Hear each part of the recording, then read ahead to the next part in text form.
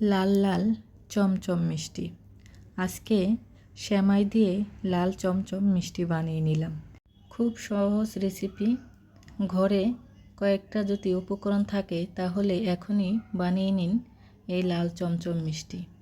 তো কিভাবে বানালাম দেখতে হলে পুরো ভিডিওটি আমার সাথেই থাকুন, আশা করছি ভালো লাগবে। তো লাল চমচম মিষ্টি বানাবো সেমাই দিয়ে। আমি এটা লম্বা লম্বা সেমাইগুলি নিচ্ছি। তো সেমাইগুলো আমি এগুলি ভেঙে একটু ছোট করে নিচ্ছি। আর এই সেমাই কিন্তু ভাজা ছিল, তার জন্য আর ভাজা লাগেনি। কিছু সেমাই কিন্তু থাকে ভাজা, আবার কিছু সেমাই থাকে ভাজা না, কাঁচা।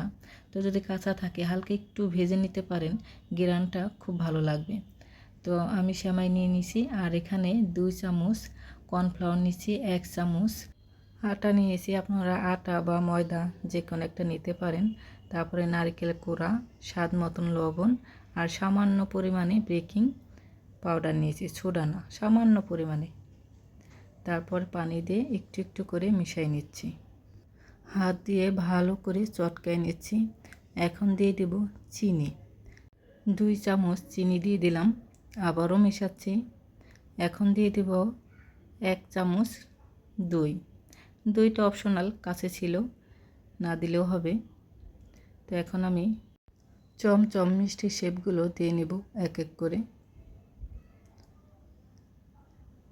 সবগুলো আগে বানিয়ে নিলাম।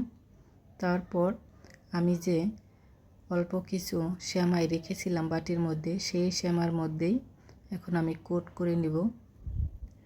তারপর এক এক করে ভাজবো।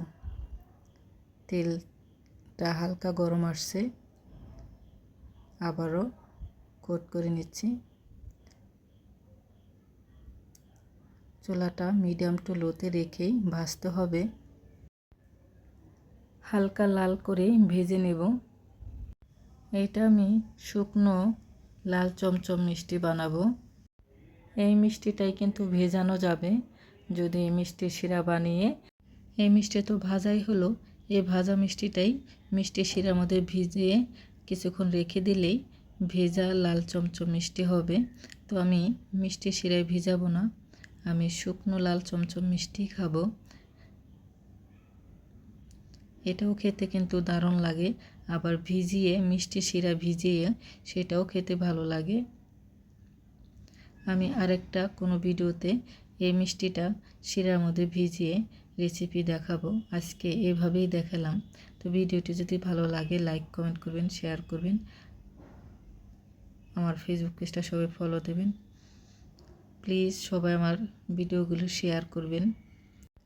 আর যারা ইউটিউব চ্যানেলটা দেখতেছেন, প্লিজ আমার ইউটিউব চ্যানেলটা সাবস্ক্রাইব করবেন। সবাই ভাবছেন মিষ্টি কেন ভাঙি না, ভাঙার পরে ভিতরটা কেমন, দেখেন ভিতরটা কত সুন্দর রসালো হয়েছে, খেতে দারুণ হয়েছে।